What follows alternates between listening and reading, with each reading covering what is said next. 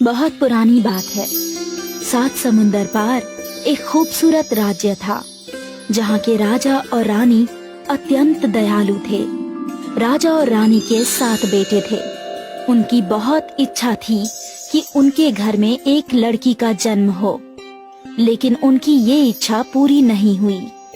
एक रात जब राजा और रानी खाना खाने के बाद नदी के किनारे टहल रहे थे, तो उन्हें नदी में एक टोकरी आती दिखाई दी। राजा ने तुरंत सेवक को नदी में भेजकर उस टोकरी को अपने पास मंगवाई। पूरे राज्य में उत्सव का ऐलान कर दिया।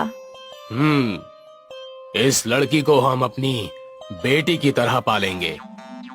लड़की का भविष्य बताने के लिए राज्य के सबसे अनुभवी ज्योतिष को बुलाया गया। महाराज, बड़े खेद के साथ कहना पड़ रहा है कि इस लड़की के कदम आपके परिवार के लिए शुभ नहीं है। पंडित जी, जो भी बात है खुलकर बताइए। महाराज, जैसे जैसे ये लड़की आपके परिवार में बड़ी होगी, आपके 7 बेटों की मृत्यु हो जाएगी। हाँ, ये तुम क्या बकवास कर रहे हो पंडित? क्या तुम होश में तो हो?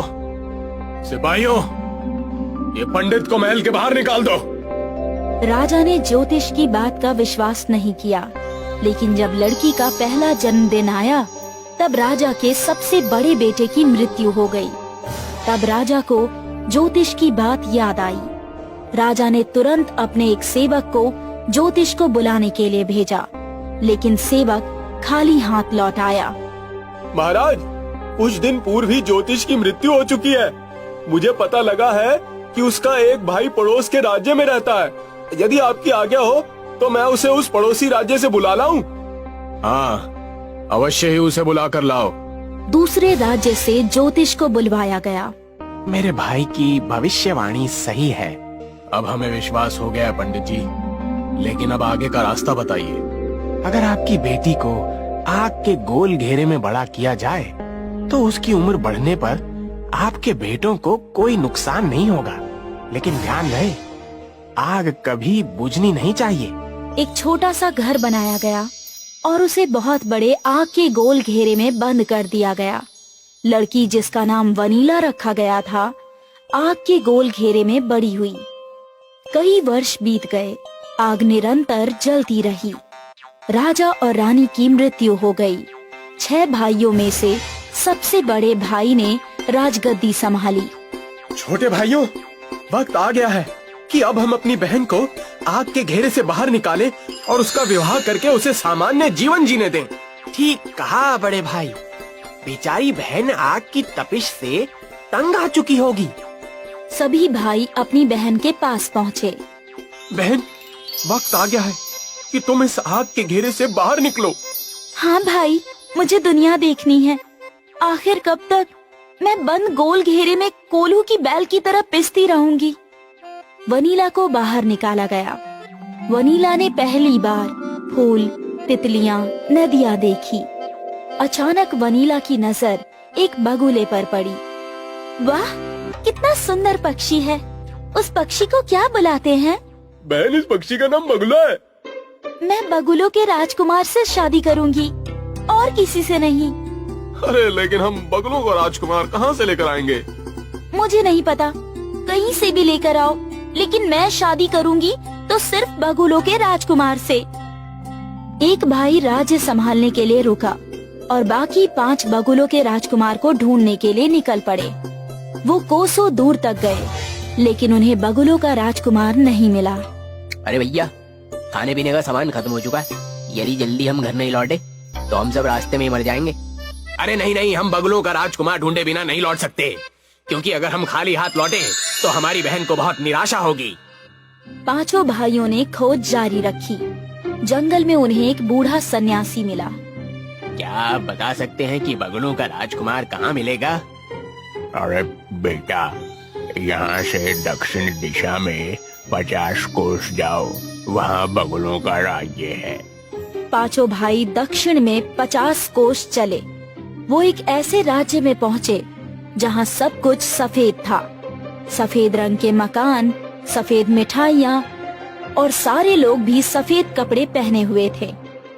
पूछने पर पता लगा कि वहाँ बगुलों का राजकुमार राज्य करता है। पांचों भाई राजमहल पहुँचे और बगुलों के राजकुमार को अपनी समस्या बताई। अरे राजकुमार जी, आप हमारी बहन से शादी कर लीजिए, वरना वो जीवन भर कुमारी रहेगी। मैं तुम्हारी परेशानी समझ सकता हूँ, लेकिन मैं किसी मूर्ख लड़की से शादी नहीं करना चाहता। बगुला एक बुद्धिमान और चालाक पक्षी होता है और मैं बगुलों का राजकुमार हूँ, इसलिए तुम्हारी बहन को साबित करना होगा कि वो बुद्धिमान है, तभी मेरा और उसका विवाह संभव होगा। अरे निश्चित ही हमारी बहन बुद्धिमान। आप उसे यहाँ बुलाएं और स्वयं जांच लें। बगुलों के राजकुमार ने पांचों भाइयों की अच्छी खातिरदारी की। उन्हें ठहरने के लिए एक विश्राम कक्ष दिया गया। पांचों भाइयों ने अपनी बहन को पत्र लिखकर बगुलों के राजकुमार के पास बुलाया। जब पत्र वनीला को मिला तो वो बेहद खुश हुई और चलने की तैयारी करने लगी। उसने राज्य संभाल रहे भाई से कहा, भाई, मुझे एक घोड़ा, 2 सेविकाएं और कुछ सैनिकों की आवश्यकता है। मैं प्रातःकाल ही बगुलों के राजकुमार के राज्य की तरफ निकलूंगी। भाई ने सारी व्यवस्था कर दी। रास्ते में वनीला को घोड़े पर बैठे बैठे नींद आने लगी। 2 सेविकाओं में एक बूढ़ी सेविका थी और दूसरी उसकी जवान बेटी।